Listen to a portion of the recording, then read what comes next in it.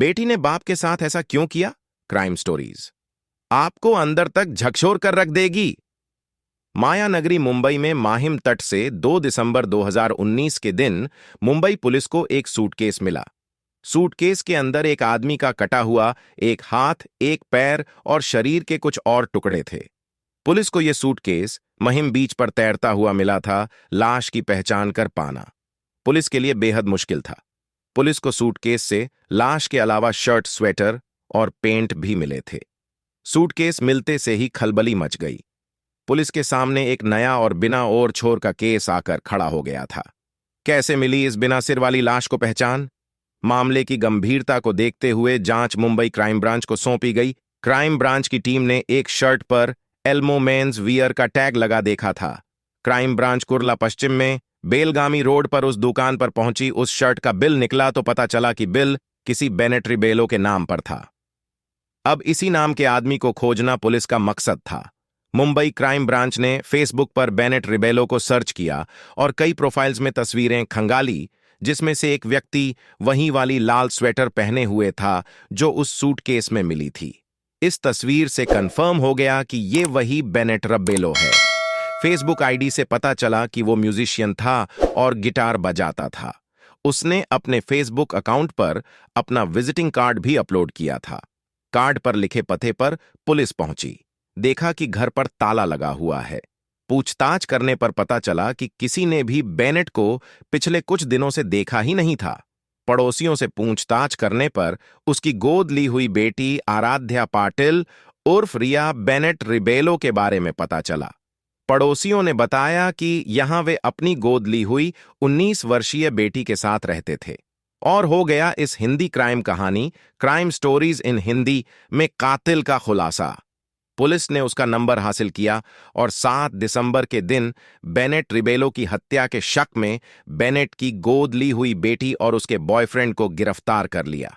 लड़की 19 साल की है और लड़का 16 साल का।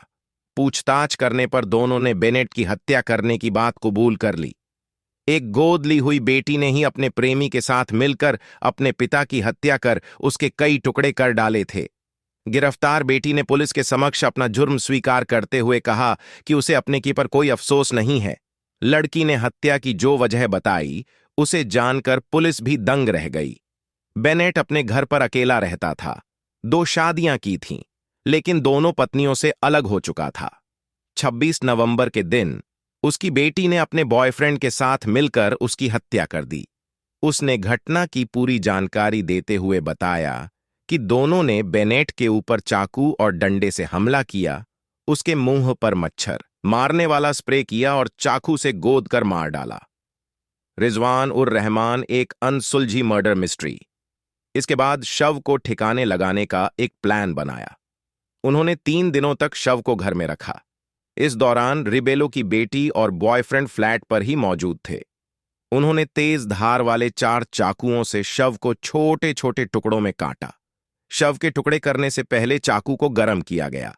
टुकड़ों को 3 सूटकेस में भरकर रिक्शा के जरिए मीठी नदी तक लेकर गए और फेंक दिया, जिसमें से एक सूटकेस बहता हुआ माहिम बीच पर पहुंच गया था। इस पूरे कांड में रिया के बॉयफ्रेंड का एक दोस्त भी शामिल था।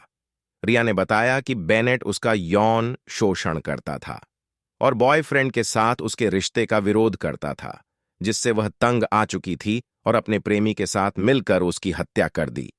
पुलिस ने बांद्रा कुर्ला कॉम्प्लेक्स इलाके के पास मीठी नदी से दूसरे सूटकेस को भी बरामद किया।